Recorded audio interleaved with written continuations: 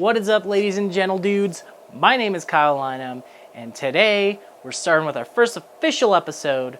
We're going to be talking about Stranger Things.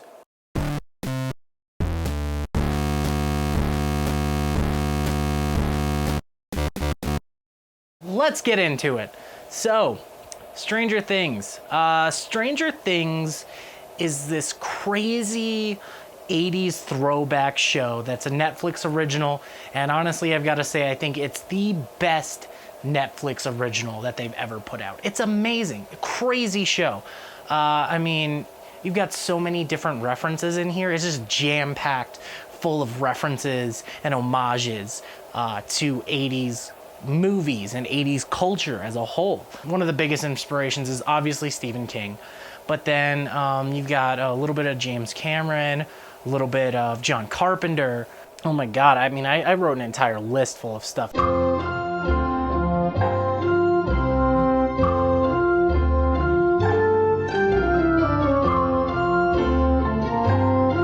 I can't even get into the actual fucking show. The title credits for this thing, oh my God, they just are like, it's like bone chilling. Like, you've got this crazy, creepy 80s synth style soundtrack. It just hits you. It hits you with a nerve, and then you've got all this nice like film grain, and it's just red text, and it's just coming together like really slowly. I've got to give props to whoever designed the main titles for this show, because it's just crazy. Ugh, I love them. So anyway, that's the general vibe of the show. 80s, crazy, references all this stuff, beautiful titles. What the show is actually about is this kid, Will, goes missing.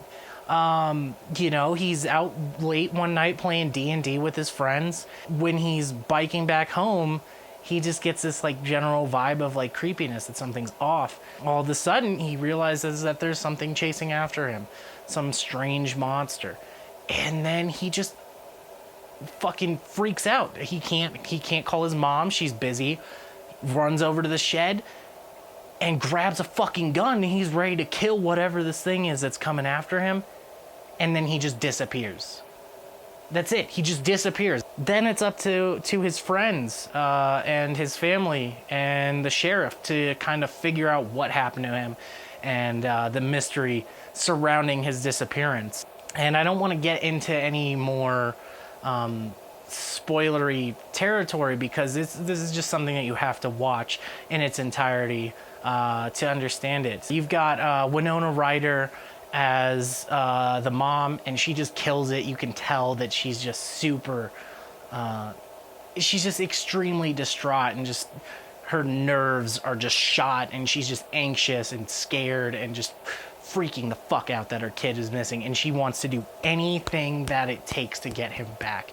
And having her in that role was just perfect. Honestly, she's the most recognizable character or actress in the show. I mean, you've also got Matthew Modine, who plays the bad guy, and then one of the bad guys. Again, no spoilers. The sheriff, don't remember his fucking name, but he's in everything. You've probably seen him before. The kids, oh my God, the little kids in this show are so adorable and so wonderful, riding their bikes everywhere, playing Dungeons and Dragons, and they're getting to the bottom of shit. They're actually solving stuff. They're useful kids. They don't feel like child actors, because you watch some stuff and you're just like, oh God, that kid sucks. It's not fucking Star Wars Episode 1 where you're just like, get that fucking kid away from me. It's not like that. They're likable. Especially the little girl who plays Eleven, who's a very integral part of the story. She's great.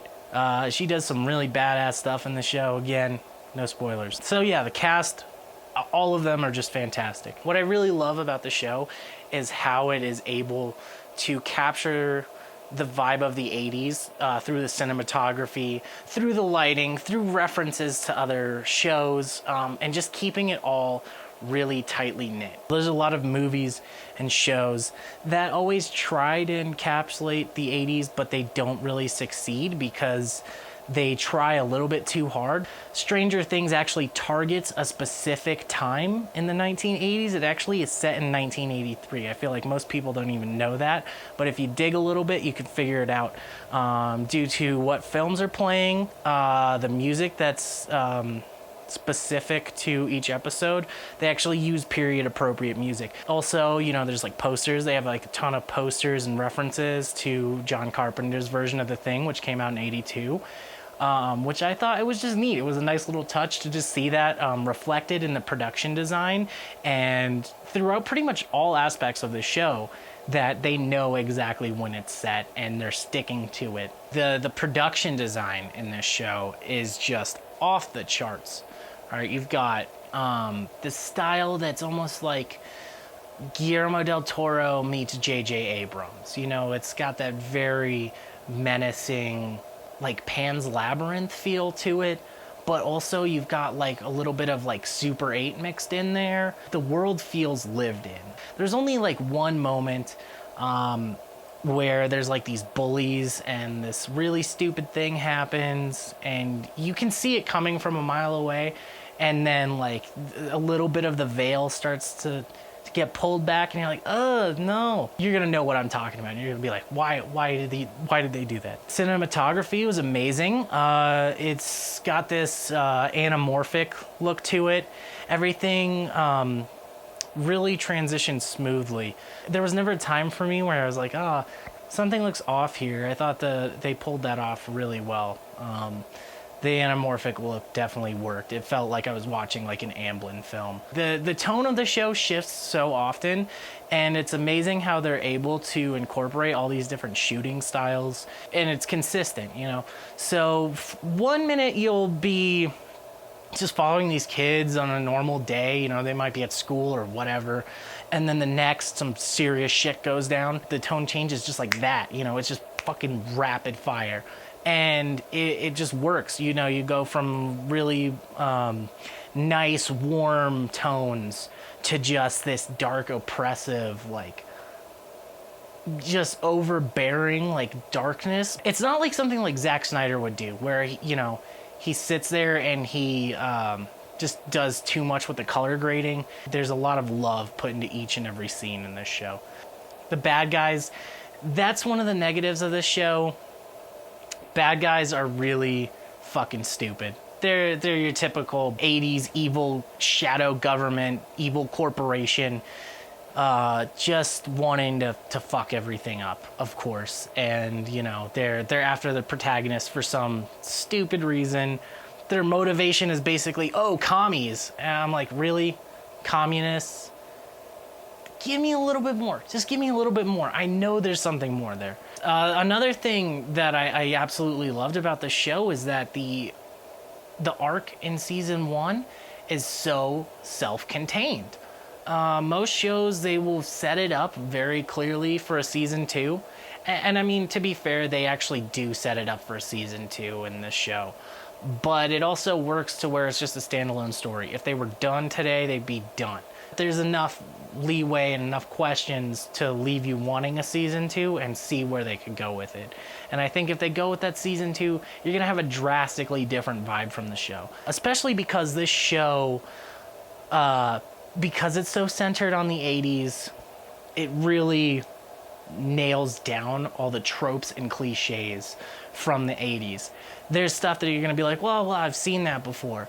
But they use it in such a way that it makes it fresh again, if that makes sense. Like the little kids get in a fight at one point in the show and you're like, oh, of course they gotta split up. You might know where it's going generally, but then it takes like a quick turn on you. And I think that's important because there's a lot of stuff from 80s movies that we just don't do anymore. Hollywood had this turning point, you know? Like 50s and 60s, it was like really straightforward. 70s was really weird and experimental. And then 80s is where we got all those action movies and sci-fi movies that really kind of solidified what we do in American cinema. And this show kind of brings back all the shit that we kind of left behind in the past 2 decades, past 3 decades. Ugh, smoking. There's some shows and some movies that they'll set something up and then you'll think you'll see where it's going and then they just drop it. I hate it when people drop plot threads. If you're gonna set something up, fucking follow through. This show follows through. You know, it's not difficult. If you have any questions, they get answered. They might not answer them immediately after they ask them, but they answer them in the appropriate time. Every single character arc and every single A, B, and C plot all interweaves. They all fucking come together in the end, and that's great. Again, like, I think that's why this is one of Netflix's best series, because it doesn't treat the audience like idiots. It gives them what they want, and it's just really, it's a tight show. It's really smartly designed. The show is only 8 episodes, so they're 8 really solid episodes, but I would have liked 1 or 2 more episodes. I think that would have really elevated this just a little bit more. My final verdict for season 1 of Stranger Things is gonna have to be a 9 out of 10. And I'm going to go ahead and put a list of pros and cons right at the end there just so you can see it. Boom, thank you for tuning in. My name is Kyle. Ooh, yeah. Hey y'all, thanks so much for tuning in. If you liked the video, give it a like. If you really liked it, hit the subscribe button down there. I have also got 2 videos over here that I think you'll really enjoy, but who knows? I don't know. Also, stay tuned. We got a bunch more coming your way soon.